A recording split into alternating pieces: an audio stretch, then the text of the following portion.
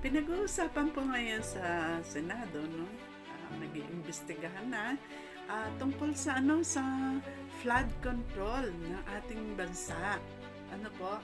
At ang tindi ko kasi dahil nga naman napakarami palang pondo, no, na ginagastos ng gobyerno para sa flood control, na bilyon-bilyon. Pero bakit ang tindi pa rin ng ah, naging tawag dito, baha sa ating bansa, especially sa Metro Manila. Ano po? Yan, last week, no? Nung dumating si Karina. Pero alam niyo po ba, na noong July 26 ay sa aming pakikinig, may sinabi po ang Lord na kaya ho yun yung dapat natin pagtuunan ng pansin.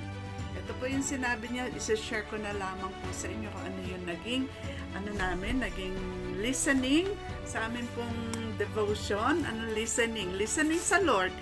Kasi kami bilang mga intercessors, tinatanong namin ang Lord, Lord, ano gusto niyo ipanalangin namin? At that time, medyo July 26, medyo may baha-baha pa ata noon.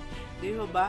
Ito yung sabi ng Lord, July 26, sabi niya, anak, nais kong kayo ay magpatuloy sa pananalangin para sa inyong bansa. Yan po yung sabi ng Lord.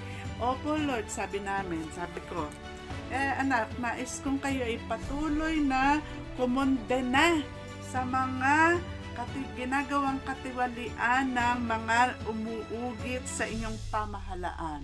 Uy, sino kaya yun? Sabi nga na, nais kong sila ay huminto sa kanilang ginagawang anomalya upang mahinto ang pagdurugo ng kaba ng inyong bansa. Sabi ko, ay Lord, katulad ba yan mga nangyayari ngayon na lubog sa baha ang Metro Manila? Dahil lang po ba yan sa katiwalian sa aming pamahalaan, Lord? Yun yung tanong ko. Dahil po ba sa katiwalian kaya ganyan ang tindi po ng baha po sa ating bansa, lalo na sa Metro Manila. Tapos sabi niya, anak, ito po, galing po sa ganito. Sabi niya, anak, marami sa pondo sa flood control ninyo ay hindi napunta sa proyektong ito. Yung pondo hindi napunta sa proyektong ito. Kung hindi, sa halip ay napunta sa mga taong patuloy na nagsamantala sa pagkurakot sa pondo. Anak, yan ang inyong isama sa inyong panalangin, sabi niya. So ang prayer ko, nawa po ay maimbestigahan ang mga nangyari sa pondong iyan, my dear Father. Yan ang patuluyan ninyong ipanalangin. Sabi niya, anak, na malantad kung sino-sino ang nakinabang sa mga pondong iyan at maparusahan. Yun. Sabi niya, ano ba ito?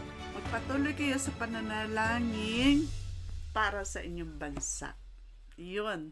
So, yun po yung dapat natin ipanalangin na talagang mabisto o malantad kung sino-sino yung naging mga kurakot dyan sa pondo ng flood control. Yan po last week pa yung sinabi ng Lord, July 26, habang meron pang rumaragasa pa siguro yung baha. At yan, dapat malantad kung sino-sino yung mga yan at hindi lamang yung maparusahan. Kasi meron po bang napaparusahan sa corruption dito sa ating bansa at patuloy na ganyan po nangyayari. At ang sinasabi ng Lord na patuloy na nananalasa ang spirito ng pagkagahaman sa inyong bansa.